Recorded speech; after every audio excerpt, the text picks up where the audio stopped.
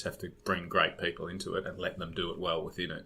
Show them how it's done, put the effort into that, and everyone individually invest the time to understand why it's that way and why we do it that way. I think that's really important as well. How much time do you spend then on the storytelling of what's been successful, and then the storytelling of the process of executing that well? Because I see there's two parts. There's the what's worked, but then there's the quality of execution to deliver on what's worked. And playing in that space a lot, because even down the line to the execution of folding and setting tables up in stores as opposed to setting up a vision for strategy for budget for FY19, it's the same concept. I don't like to just give direction without people understanding why it's like that. So to answer your question, how much effort? Put a lot of effort into it, and probably more than some people would like. But I remember reading management theory and so on, and really being struck by spend the time up front on making sure people are clear about what they're doing and how, and work with them how we should do it. Then let them do it, and don't ride that situation all along. Check back in after that. But if you don't invest the time up front, you'll constantly be in there following up and checking in and recorrecting and so on. So it's actually a way that I do it. And look, and everybody gets deeper into some things than others, and you have your skill sets and the things you gravitate towards. But definitely a lot up front. But that's not to mean that we should harp on it or we should persist on it, because then that's what empowerment's about, and we make sure people are clear and have clarity, know what the end result wants to be. This is how we do it as a group. This is roughly the guide. Stay within these lanes, and then knock yourself out and do that. And then the effort is, I think that follow up is a real skill as well. Like if you just walk away and never visit it again, then that's, as part of getting that project or that task done, you need to be really planned with your follow up as well. I think that's one of the keys in any management or leadership role as well. Yeah. Okay. So I think that's huge. And I think one thing that probably really connects to this, which I know, again, is really important, is preparation. So the preparation to deliver that, what do you do for that? And how much importance do you then place on that with your team in terms of being prepared? Whether it's for a meeting, whether it's for the day ahead, a conference. Well, look, I'm a fan of personal preparation and pre-thought, as opposed to let's prepare a presentation, because we all work for the same company. I'm not a fan of presenting stuff to ourselves. Yes, there's all situations where we need to launch something or do something like that, but, I think you can waste a lot of time in that type of stuff, particularly in a support centre environment.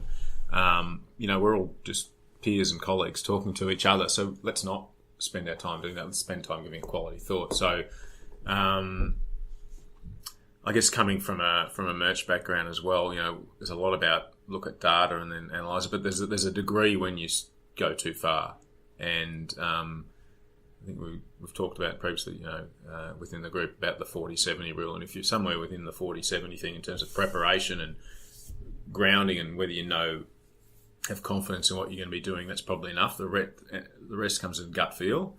I don't. It can be a bit of a productivity killer if there's a culture where everybody feels they have to be 100% prepared and not slip up. You know what I mean? So whether that comes down to a store visit, a VM walkthrough here in the support centre, a board presentation, whatever. Like I said, we're all working for the same group, and we're actually not here to talk to ourselves. We're here to work together. We're here to talk to our customers. So let's put the effort into that.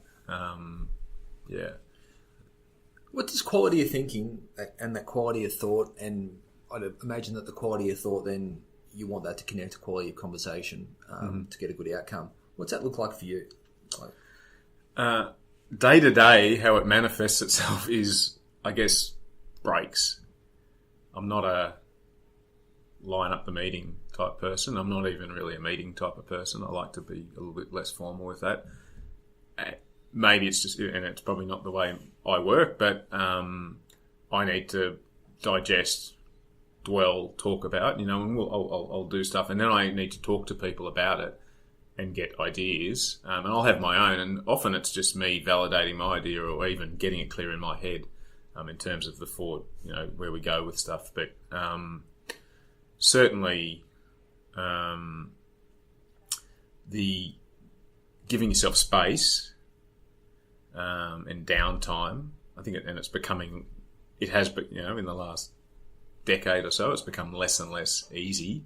It's become harder to get that time with email and phones and etc. and social media and so on. So I think it's important that anybody in leadership or management role, when you have the ability to sort of influence people's schedules, that you actually protect their time to think, your own and the time, and make it a habit to have breaks. And that could be, don't talk to people on the phone when you're driving the car. Listen to the radio and let your brain recuperate. Yeah. And things come to you. And we all know that we inherently all just think about stuff at certain times when you're watching television, when you're walking the dog, you're having lunch, you're doing whatever. But when you're just talking to people, things come up, and it's not necessarily someone who's involved. It's just something random. And so I think that's a better way. You can't always deliver within a meeting. Not everybody can. When do you come up with a killer punch in a meeting? Yeah, and that was going to take me into the next question, which I think I know the answer, but I want to sort of dig into it a little. But where do you get your best thoughts or best ideas from? Like when and where are you mostly? It won't be at work. It won't be during a meeting, that's for sure. You would get the best inputs during a meeting, I imagine, because you've got people around you who know lots about stuff. But, that comes to me later and often not straight away. So I'm a bit of an advocate for, if we've got issues or projects we need to embark upon, let's make sure we really have a clear scope and a clear direction of what we want before we start doing stuff and go down the wrong route and waste everyone's time. So, that comes down to that, perhaps similar to explaining to your team members what you need and so on. But that's it can be out going for a run, it can be driving the car, walking the dog, watching Netflix, staring at the wall, whatever it is, whichever. I do, as you know, I like to get out and do stuff physically and into a few sports and so on, and your mind wanders and your thoughts wander and that sort of stuff, and it's actually something I do, whether I'm paddling a stand-up paddleboard or riding a mountain bike or going for a run or whatever. Like on reflection, a lot of stuff comes to me then, or it's not that and you come up with solutions. It's just you get clarity about what the important things are during those things. Yeah, and that's me personally as well. I think that when you make that time for your wellness, but you make even that time, especially when you're outside and you're moving, that it becomes a really productive time for your thoughts to get clearer, and sometimes some solutions or some stuff that you were stuck on in the office actually clear up. Yeah. And it's potentially for me, it's something I've always done. I've always been pretty active, and some people say, "How do you find time to do it?" And I go, "Well, I actually don't have to find it. It's probably, if I wasn't doing it, I actually wouldn't be as clear on stuff, so I'd actually have less time." So it sort of creates its own time in that respect, and it gives you that also one foot in front of the other sort of thing as well. And you and I, we've done some stuff together and done some hard, silly races and long distance stuff for that, and that it's a similar sort of metaphor for that. You just keep putting one foot in front of the other. But even during those things, you get clarity on what's important, what isn't. Well, yeah, and there's a big process involved when you start to set up something that's endurance based. Similar to leadership, you've got to stick to the plan. You've got to execute, and you've got to incrementally get better at stuff. You've got a target there somewhere at the end, and you're not there yet. But over 6 months or whatever, or a year or however long, you in little bits and pieces you get better, and then you keep building on and building on and building on it. And you change tack along the way. You have an idea at the start, but it changes a bit. But you know the end result. Yeah, the way to get there keeps correcting itself along the way. And the end result is the result of a lot of little things done well. That's the bit that I always found when I'm doing that. It's the recovery. It's what you eat. It's the short run. not the big one that you do on the weekend, but it's the little stuff. And it's similar to here. It's the right conversation that's 3 minutes. Yep. But it's done in the right way. It's not the big, as you said, the big presentation that everyone thinks is amazing that you don't deliver on. Yeah. It's the 30 conversations before that, and that's the execution afterwards. Yeah. And those inputs from as many sources as possible, as efficiently as possible, and you've got to draw the line somewhere, otherwise you sort of go around in circles and never get anything done. But making sure you've got a network that where you can bounce stuff off people, get ideas from other people, because we all get confronted every day with things we're not familiar with, and we need to, sometimes we fluke it and we find a way to get things done, and sometimes we need to consult with people or just bounce stuff off. And I think build that network's a really great thing to do. And I know myself, I've got people that I've worked with here for approaching 9 years, and we'd informally just talk about stuff, not in an organised way. You just happen to talk about it, and it sort of gives you clarity about what you should be doing. How much do you value relationships? And again, back to that quality of relationships, but how important in a leadership role, and also just with that team role, is relationship quality? Hugely would be the answer. Now, if you asked me that 10 years ago, I wouldn't have said that. But I think that comes from, if anyone aspiring to get into a more senior leadership role in the business, there's a point where it's about you and what you do, and then gradually something happens, and it's about your team and their accomplishments, and your successes come from other people's accomplishments. So, and that inherently means your relationships have to be great, and particularly with your direct reports, and they're all different. There's no formula for it, but I think it also needs to be not consciously a direct report relationship. It's just two people, and that works better.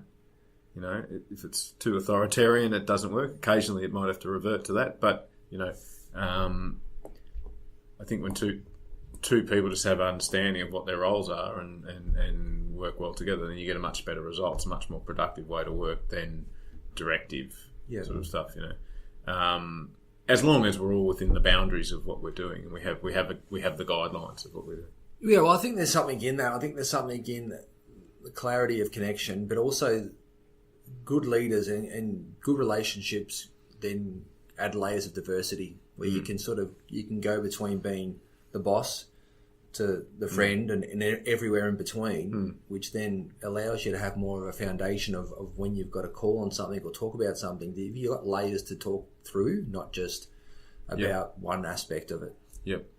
And I think those relationships become inherently much stronger, much quicker and more effective when, as the leader, your mindset is that you're there to support your team as opposed to your team is there to do stuff for you.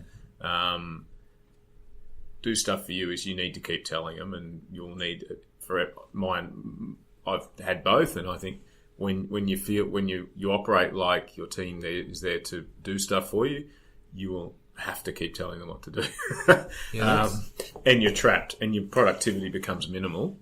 And that shift in lens to just that lens of support and to support them to be their best, just, that invites guidance, it invites a more whole way to support, whether it's personally and professionally. Obviously, it'll connect to the outcome, but instead of just, I'm going to tell you what to do, it's a very narrow focus, and as you said, it just doesn't allow the space to deliver. Yeah. Well, that's sort of really directive management or leadership really minimises your productivity because people don't do much when you're not there. And I used to think about this, in